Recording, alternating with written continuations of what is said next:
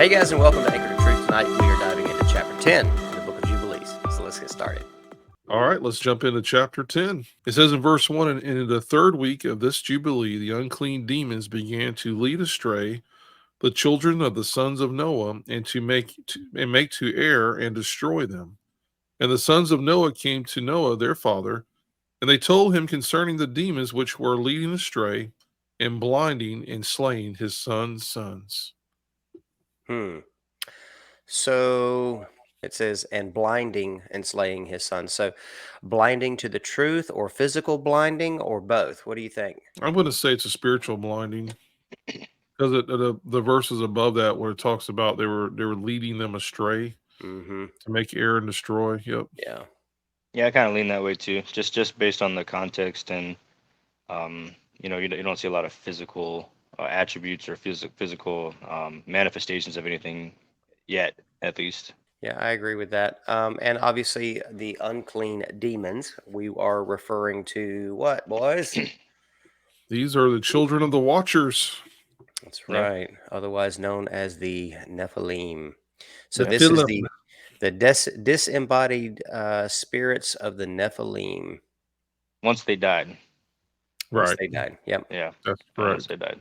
My question in this is what I kind of like wondering what is giving them that, like, were these demons manifesting themselves maybe more than what we see today? You know what I mean? As far as physically, or I wonder what it was that was causing them to so quickly identify that these things were doing this. What do you guys think?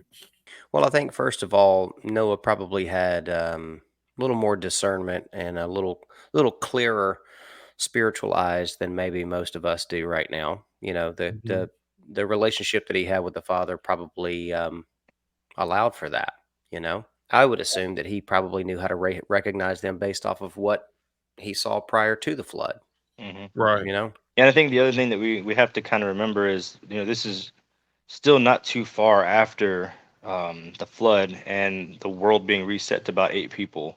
So if there's 8, and then they have some children, maybe we're looking in the thousands or something like that. We don't really know exactly how many yet, but not a full world population. So if they're having concerns with demons, even if there's 5 demons, they're going to be way more prevalent just based on statistics, of how many people versus how many demons.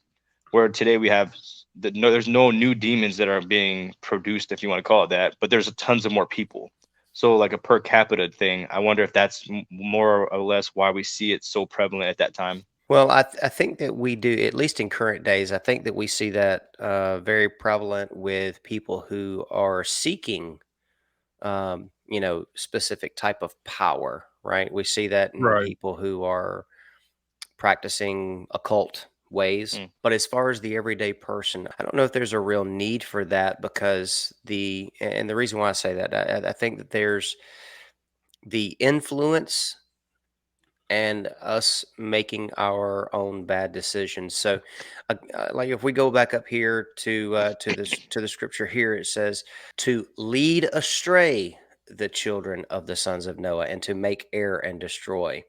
And then down here in verse 2, leading astray and blinding and slaying his son's sons. So we have this reference to leading astray and blinding. So it's more of a confusion or a twisting of the word. It's not a taking over or possession like we think Hmm. of, right? So Right. Right. it's more of an oppression. It's the little devil on your shoulder speaking in your ear, saying, hey, it's okay, you can do this, right? That kind of thing. Right. That's the gist I'm getting of this, even then, let alone now. It's Wow. Yeah. now we've gone down this path.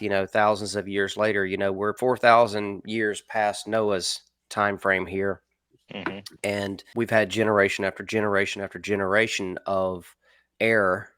So I think we give the enemy and enemies a lot more credit than we really should, because it's our own tradition of erring ways that has us where we are, and then we can choose to do worse than that. So it really is a dying to self and dying to everything that we've known to come to the Creator's ways and humble ourselves to be set apart and be unlike the Hmm. world out there.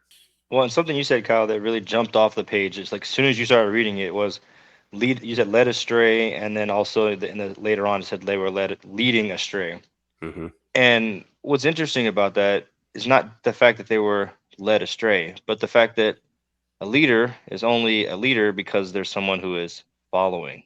Right. And when you really break that down, and to be led astray or to be led by the Spirit, all of those leadings, those promptings have an action behind it. It doesn't say, well, the demon stood on the thing and said, follow me, and then no one did. And then that story's just over. But it says, hey, everybody come follow me. And people said, okay, we'll see what's going on over here.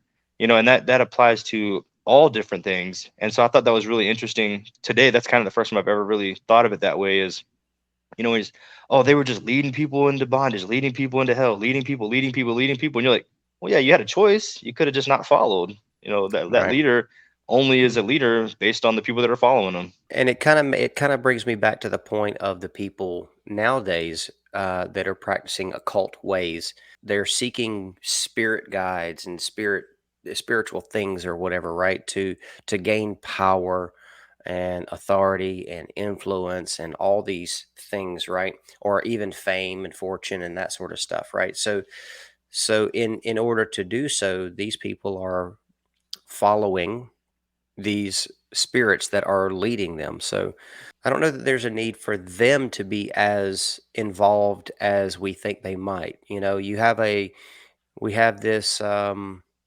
small group of quote unquote leaders in the earth today. And if those leaders are being led and those quote unquote leaders are influential, well, whether it be in our pop culture, our music, our movies, our politics, everything, then we're being led by the ones who are being led by the Hmm. enemy. So that's again, I think we give too much credit to the enemy where they may not be quite as physically present in our lives, but we still fail by following those people who are in those positions of Right. authority or popularity or whatever. We follow them, and by do so, we are in turn following the enemy. So, just my thoughts on that. Let's pick up in verse 3. And he prayed as Noah before Yahuwah, his Elohim, and said, Elohim of the spirits of all flesh, who has shown mercy unto me, and has saved me and my sons from the waters of the flood, and has not caused me to perish as thou didst the sons of perdition, for thy grace has been great towards me, and great hath been thy mercy to my soul. Let thy grace be lifted up upon my sons, and let not wicked spirits rule over them, lest they should destroy them from the earth. But do thou bless me and my sons, that we may increase and multiply and replenish the earth. And Mhm. thou knowest how thy watchers, the fathers of these spirits, acted in my day. And as for these spirits which are living, imprison them and hold them fast in the place of condemnation, and let them not bring destruction on the sons of thy servant, my Elohim. For these are malignant and created in order to destroy. And let them not rule over the spirits of the living, for thou alone canst exercise dominion over them, and let them not have power over the sons of the righteous from henceforth and forevermore. And Yahuwah our Elohim bade us to mind all. Well, before we go any further, let's look over here on the left side of what we've already read. It says, Messiah quoted Jubilees. And this would be in the book of John 17:12, when it's referencing the sons of perdition. Mm-hmm. 2 Thessalonians 2:3, Paul characterizes the beast as a Nephilim, quoting Jubilees, sons of perdition, which equals Nephilim. This term is not found in the entire Old Testament. So when you hear this being referenced, the sons of perdition, this is the place where it's being referenced. Yet one more place where Jubilees is being brought up, giving one more proof that this is scripture. Hey guys, if you're getting some good information out of this study and would like to continue studying along with us, be sure to subscribe and hit that notification bell. Something, when you go back up to that for me, Kyle, where it talks about the watchers, Mm-hmm. right at the top of right there. And, this is, Noah, of course, is pleading his case before Abba. saying, "Thy watchers." He's saying, "Hey, you're angels." Not that he's pointing the blame finger or anything like that. Right. But he's saying, "Thy watchers, the fathers of these spirits, acted in my day, and as for these spirits which are living, imprison them and hold them fast in a place of condemnation." And I just want to kind of bring up, this is alluding to Sheol, and as you can find out in multiple places within the Bible, speaking of Sheol, not hell. That goes back to Dante's Inferno. Um, but it's interesting here that Noah has privy to knowing this place that's down inside the earth of Sheol, and he already knows of this place where these entities can be sent to be held there. And another part I thought was interesting too was when it talked about a little bit further down. It says in verse 6, and it says, "Thou alone canst exercise dominion over them." I thought that was pretty interesting. And this is kind of, we'll maybe go into this a little bit more, maybe not, we'll see. But it made my mind started kind of turning over with the whole deliverance ministries and different things like that's going on today. Mm-hmm. So as we read through this, I think we may talk about that a little bit more. But Jonathan, anything on that so far?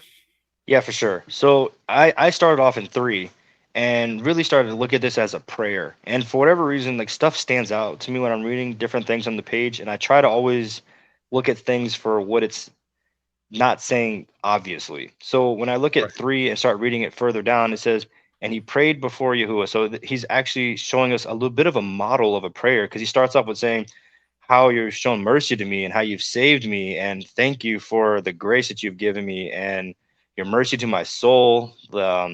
You've lifted up my sons and not Mm-hmm. let. And then so he's giving them all this praise and adoration and saying, God, you're so great, you're so awesome.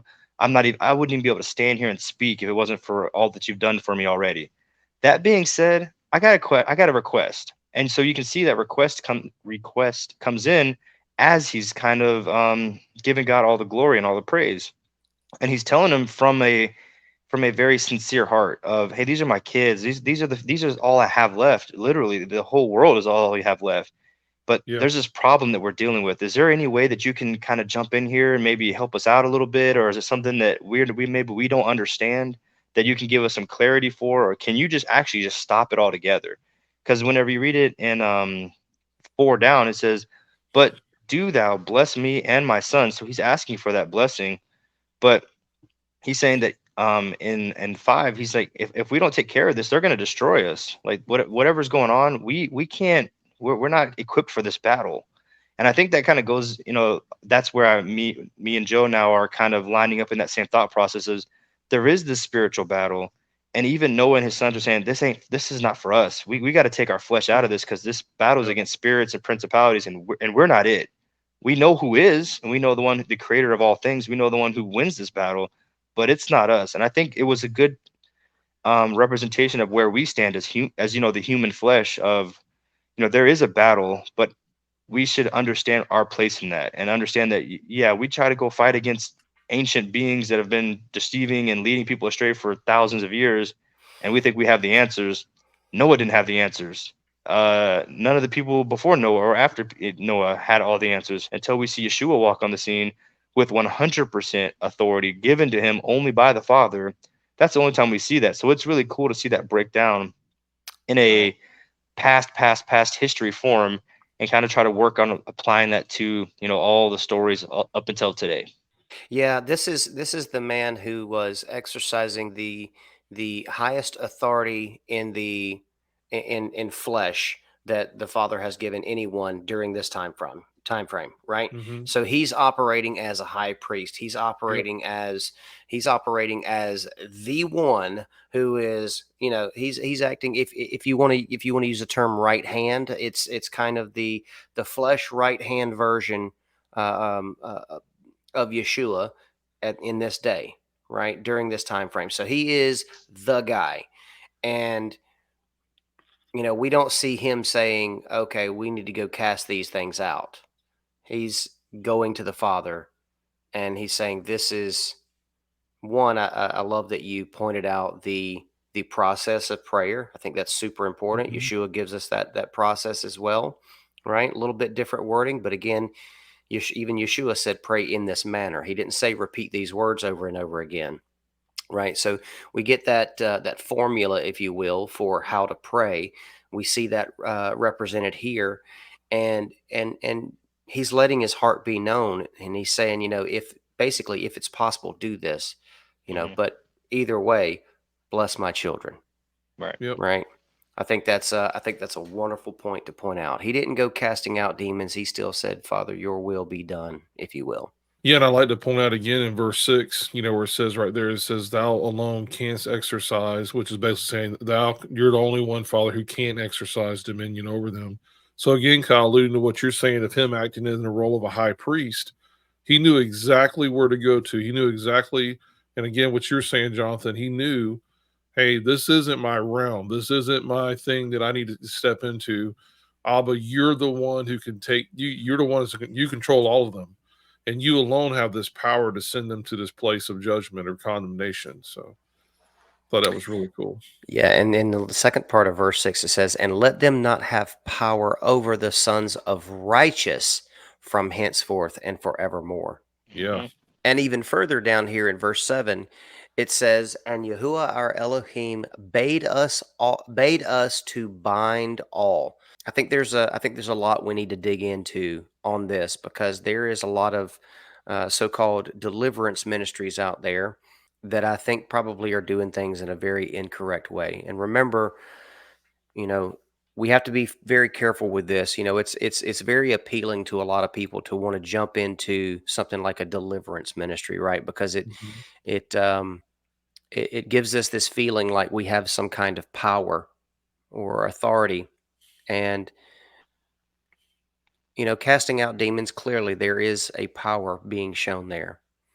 Um, but I think we can fool ourselves sometimes, or we can see someone else doing something and we think that there's power that exists that doesn't. But let us just remember, let us be sure to remember that there will be those that go before him and say, I cast out demons and I did many miracles in your name. And he's going to say, depart from me, you workers of iniquity. I never knew you. And So, that's one of the only warnings we get like that. There's no other thing like, oh, those who are baptizing, or those who are tithing too much, or those who are loving too much. There's no other warning but that one. I thought that was right, very standoutable. I underlined it immediately when I read that the first time. right. So, yeah, we definitely need to dig into that a little bit further. Absolutely. So let's pick it up in verse 8. And the chief of the spirits, Mastema, came and said, Yahuwah, Creator, let some of them remain before me, and let them hearken to my voice, and do all that I shall say unto them. For if some of them are not left to me, I shall not be able to execute the power of my will on the sons of men. For these are for corruption and leading astray before my judgment. For great is the wickedness of the sons of men. And Kyle, I think this would be a good point to bring up right there on the little side note there. If you'll read that for us, please, sir. Yeah. About Mastema. Yep. So over here in the side section, it says the word apparently mastim, part of Satan, to be adverse, inimical. The Hebrew noun mastema, or animosity. Let's see. Thus, the word equals Satan, or adversary. As a proper name, it is practically confined to the Jubilees literature. However, the evil spirits under the guidance of Mastema tempt, accuse, and destroy men. Mastema is Satan, or There we go. the adversary. That's it. So There we go. this is the ruler of them, which would be again what we would know of as a more proper name, Lucifer. There you go. So not any kind of addition, where somebody might say, "Oh, see, I told you Jubilees was adding to Scripture." It's just another way of reading it, another way of um, using it as a title. Correct. Yeah. And so let's pick up at 9, because this is going to be really interesting here, because this is going to kind of answer some questions that we had earlier, or some Okay. thoughts that we had earlier.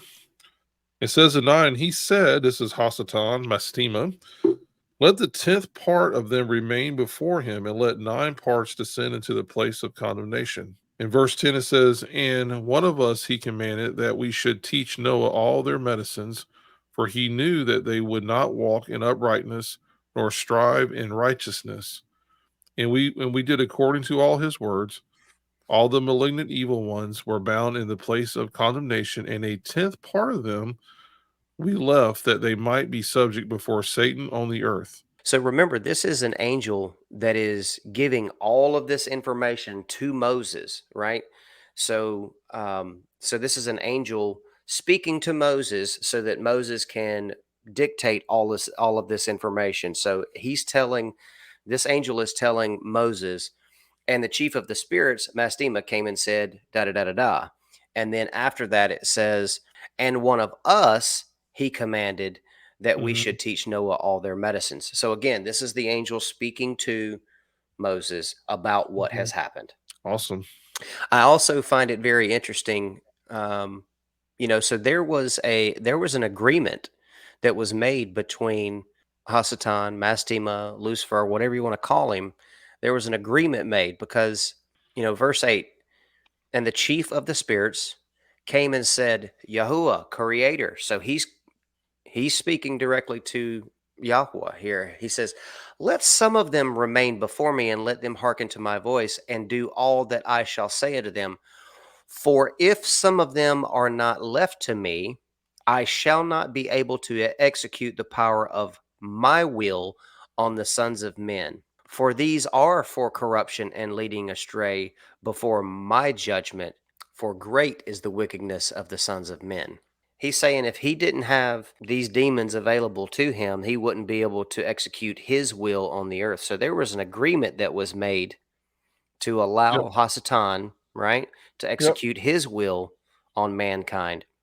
And he's saying, I won't be able to do this if I don't have these guys. And think about that. All the wickedness on the earth, guys, all the wickedness on the earth that has happened since then is just from a tenth, Yeah, I was thinking the same thing. just from a tenth of these demons. Imagine how wicked things are going to be when they are released. Oh, it's going to be horrible. Because Mm, that, in my thought, that's why I'm glad we got to this part and you're talking about it. Because earlier you're kind of going, well, what would make them recognize that these are demons doing this? And of course, already reading the chapter, I kind of knew some of that when we get to this part here, because it's like only a tenth is left. But then we're talking about a tenth is doing the business of today. And we see how evil this world is today.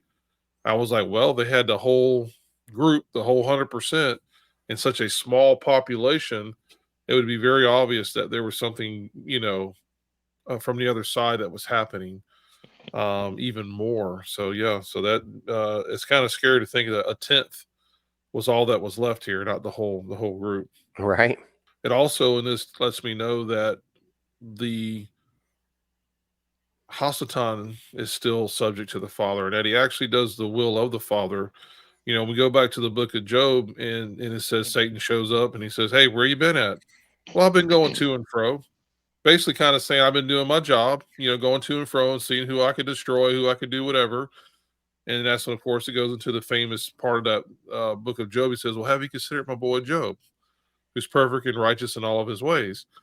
And so we see that the Father uses the adversary for his purpose, just like when Jesus in Luke 4 is taken to be tempted in the wilderness. That was God allowed all that to happen.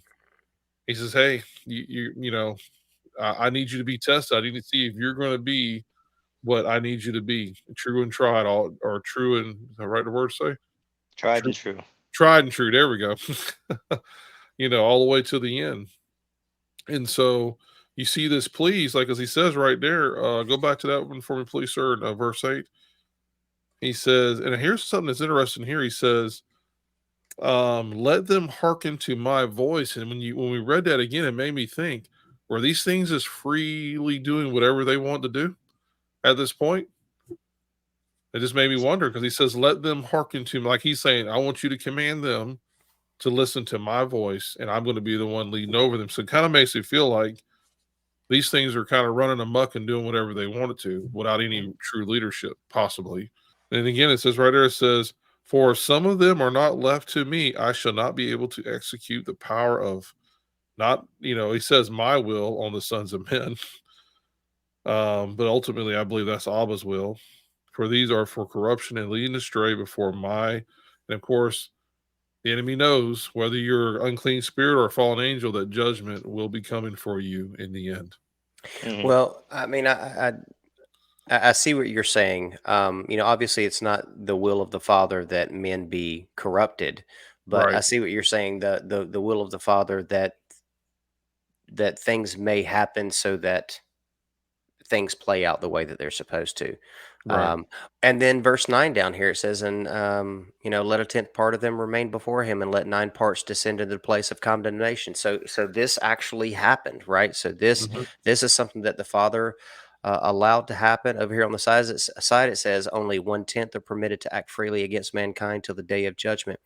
So this kind of a thought that pops in my mind about this is, you know, 1/10 of what was there. Well, we don't know what that number exactly Right. was, Yeah. right?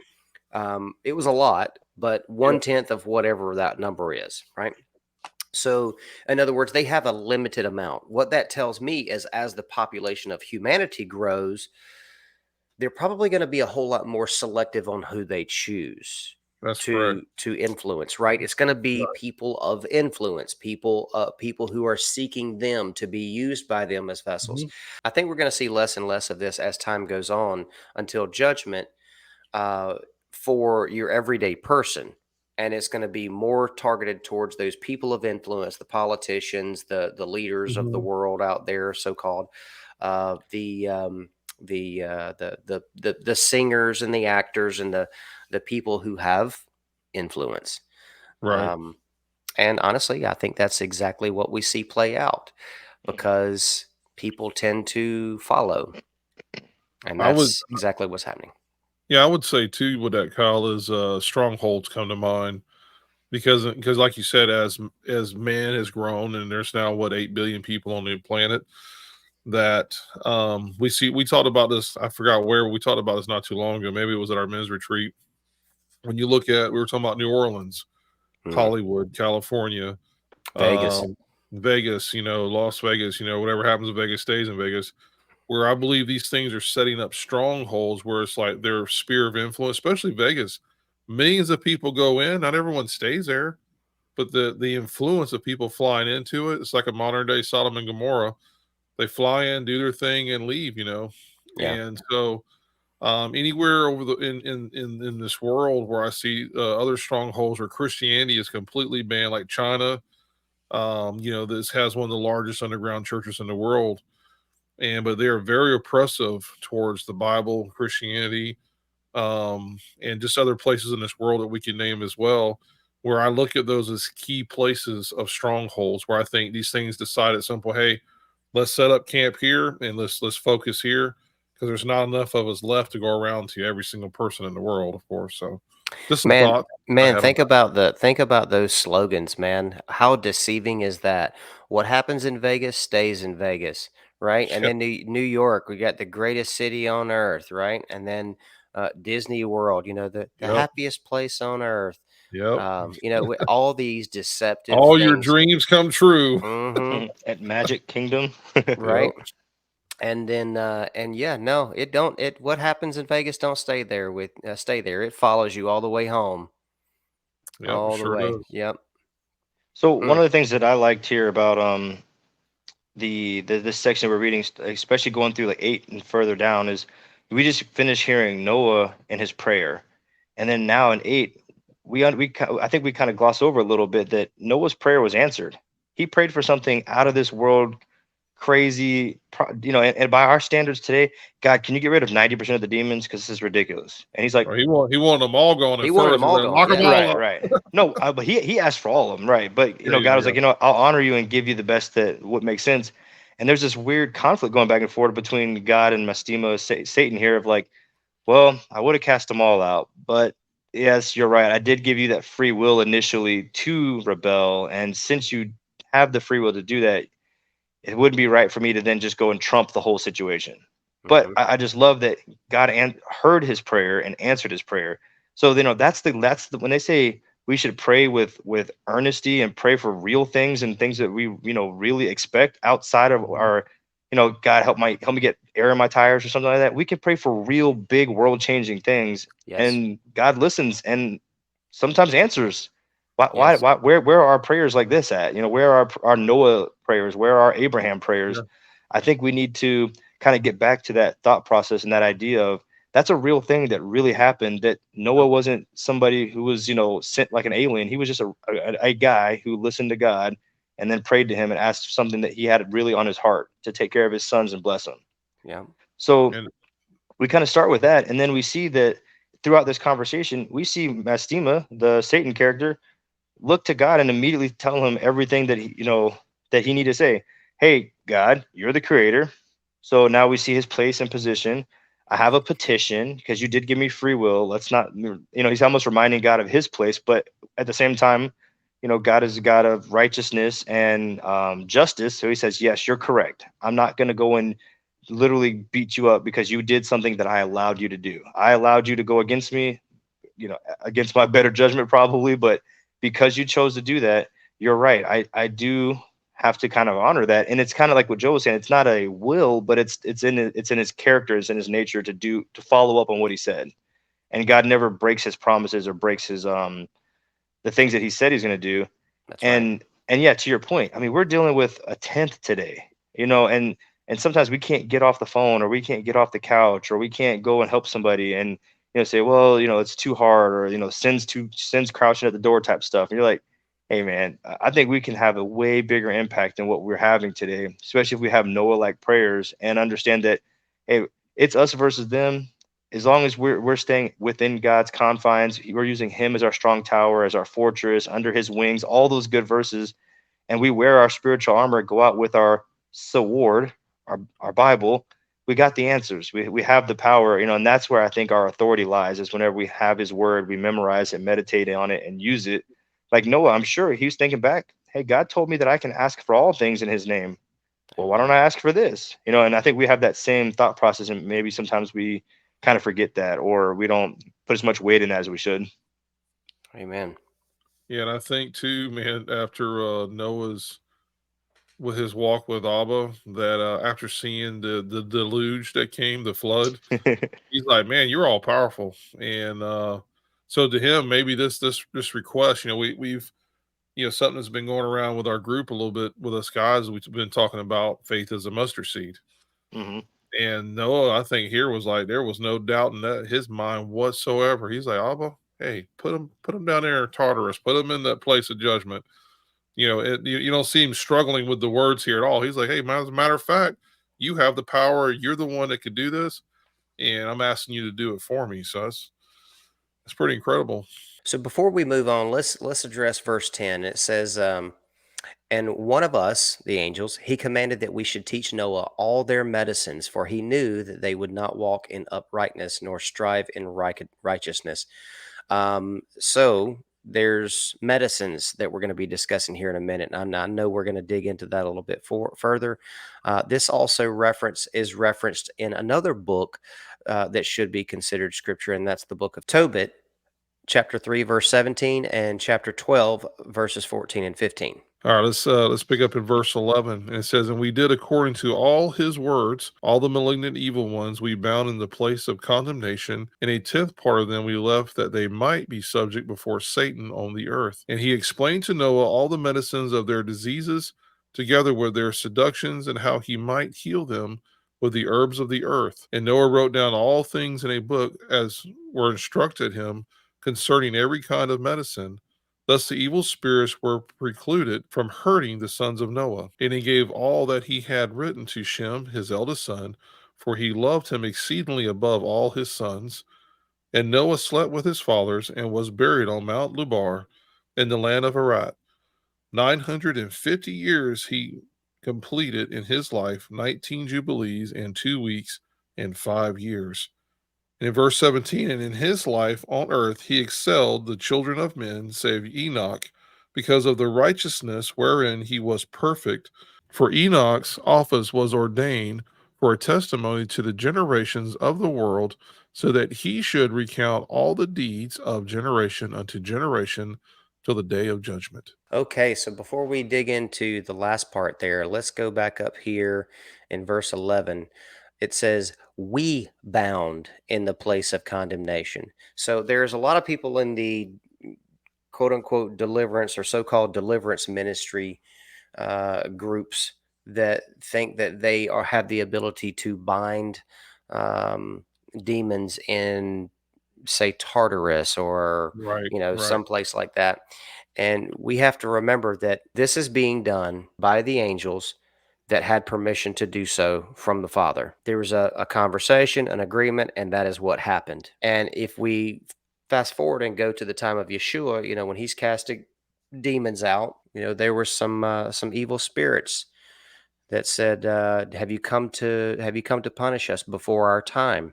Mm-hmm. And even Yeshua did not cast them to this place of condemnation, Mm. Right. because remember, they were saying, have you come to judge us before our time? In other words, before it's time of judgment. And he says, go into the pigs, or they said, cast us in the pigs. And he says, go. Yep. Right. So anyway, just another part there when it comes to deliverance that we might want to pay attention to. Yeah. And we just want to say this too. If you're listening to this and you're in a deliverance ministry, this is no way an attack on you whatsoever or what you're Mm-mm. doing. But, as we grow and we learn new information, I think it's good to bring that out and kind of examine the practices that are taking place. Because I'm glad you brought that up, because for me, when we are told that a tenth was left here, and that the other 90 was sent to the place of Sheol or Tartarus or whatever you want to call it, that to me tells me that that's a sealed deal until the time of judgment, Right. and that we can't go and bind things up or send anything to Tartarus. We're not given permission to do that, because God's already made an agreement here saying, hey, I'll leave the 10, I'll put the other 90 away. What do you think, Jonathan? No, I think that's spot on. And the point of that we would have any more power or authority than what God already executed at that time would be, slightly egregious in my mind, just to think that we would, be able to put ourselves in that position. Not to mention when, I'm a numbers guy, so when it comes to math, if you reduce anything above or below, it's no longer 10%. So for us to say that we can remove some or add some or anything kind of down that line of thought would be just not good numbers, not good math. And I think God's very perfect in his execution and his thought process and his ideas. And if he said 90%, it was exactly 90%, no decimal Mhm. left over. And I don't think that we Right. have an opportunity to make it 9.999 because we put a few more in the camp. I Right. think I think he was saying, hey, that's that, like you said, it's a sealed deal. He put the sticker on it. We don't get to open on delivery, right? Now, if we go over here to the side, I did highlight some areas here in verse 12. We explained to Noah all these medicines of their diseases together with their seductions, how he might heal them with herbs of the earth. In verse 13, Noah wrote down all things in a book. And then verse 14, and he gave all that he had written to Shem. But there's actually a little note over here on the side that pretty much sums up what my thoughts are on this, which is Noah was given a book of medicines, of healing herbs, and this was passed down to Shem. One must wonder where that is today. I know Under I the do. Vatican. How, Did yeah. I say that out loud? This is interesting as it suggests there are herbal remedies for essentially all diseases, at least before some were modified in labs in modern times. So yeah, I think there is a book somewhere that lists these medicines that were given to heal people from all diseases, and how bad is it going to be for those that have been found to have been hiding these things? Oh, Yep. yeah. And it makes me wonder too, if my train of thought's correct, guys, is it's almost saying that a lot of diseases that we have today can be traced back to demonic entities, these unclean spirits. Hmm. And then we see it in the world today, where many years ago, through the Rockefellers, that I believe it was the Rockefellers, that they brought about synthetic medicine, and that the early doctors actually were into prescribing herbs and into prescribing different things for illnesses, and they were all told, hey, this is now going to be called alternative medicine, and we're no longer going to use anything natural, and that synthetic drugs are now the way to go, which is going into pharmakia. To me, it's going into a lot of different things leading down the wrong path. And we know this for a fact, guys, that the medicines we have today do not heal anybody. They only mask over the symptoms. I know you know a lot about that, Kyle. Yeah, they actually will tell you that there is no cure. Modern medical science does not cure anything. The best way to describe them is symptomologists. They treat symptoms and they treat it with chemical concoctions that at best mask symptoms that we deal with, but because of their nature, they create more problems than what they are masking. So Mhm. it never actually treats the root of the problem. It never gets to the source of the problem. They never cure anything. Now, when it comes to modern medicine, I absolutely believe, if you got a broken bone, you need to have your bones set. Mhm. You get a gunshot wound, you probably need immediate medical care, some type of life saving something. But for the most part, probably 95+% of all medical care is not needed. It's Mhm. something that can be treated naturally because the Father give us every seed bearing herb to be as food and for our medicine. And Yep. that Amen. has been so perverted and twisted and turned wicked over time. It's an evil thing. Absolutely. So then down below it says, it tells the years of Noah and that sort of stuff. And then I thought it was pretty cool. It said, and in his life on the earth, he excelled the children of men, save or except Enoch, because of the righteousness wherein he was perfect.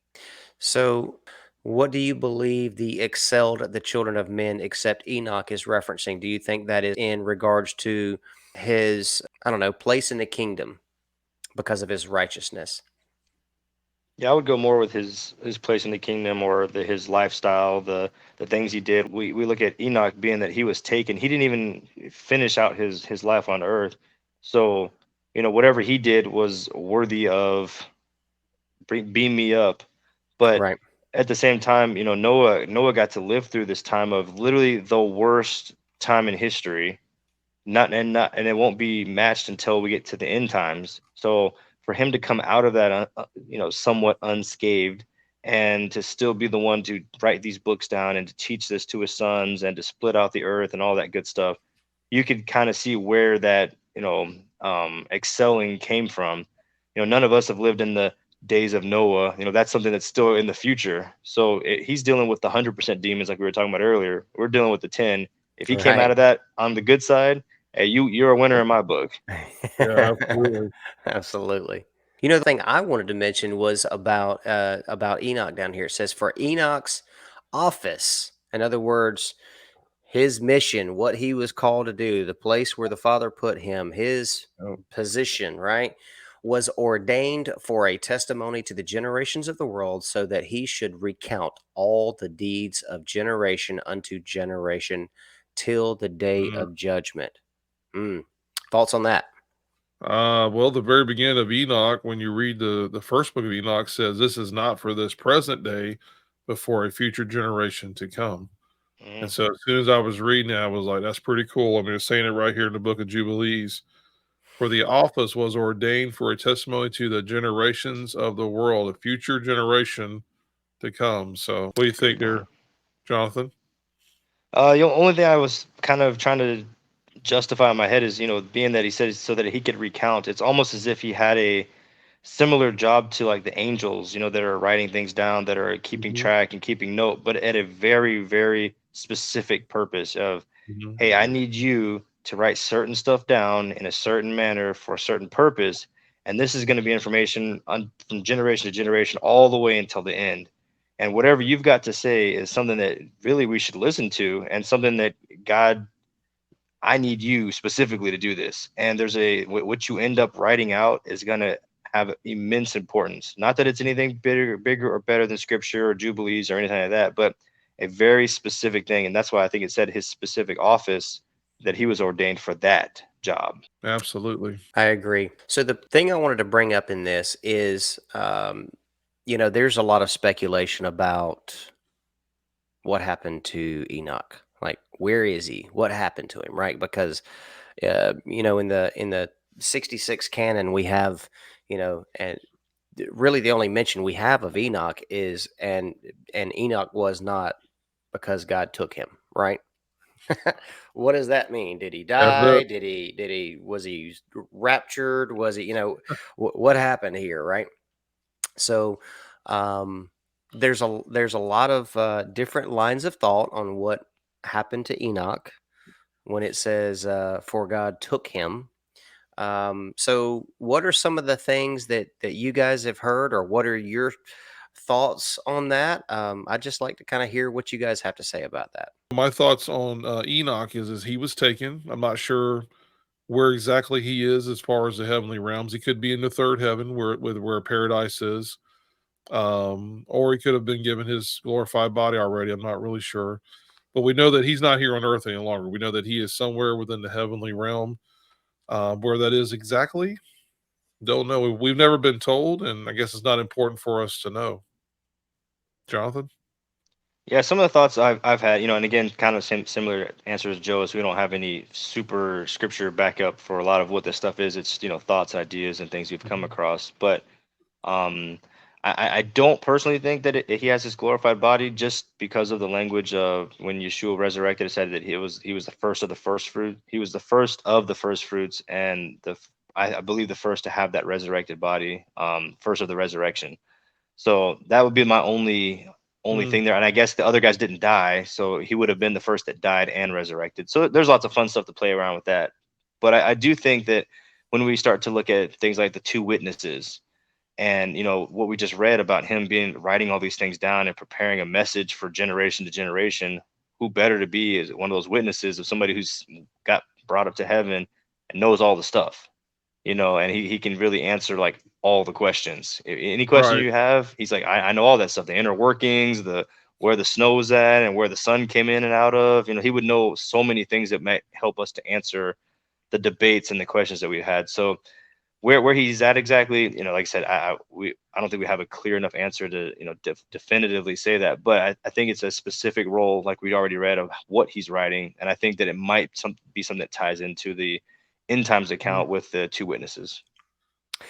Guys, we so for those of you listening, we want to make sure that we're not getting too far ahead of ourselves, because there are other books that speak to this subject quite a bit, and maybe even further information in Jubilees. We shall see. We'd love to hear your comments down, or your mm, thoughts, your train of thought down in yep. the comment section, as to where you believe Enoch to be right now, right, and why you might think so.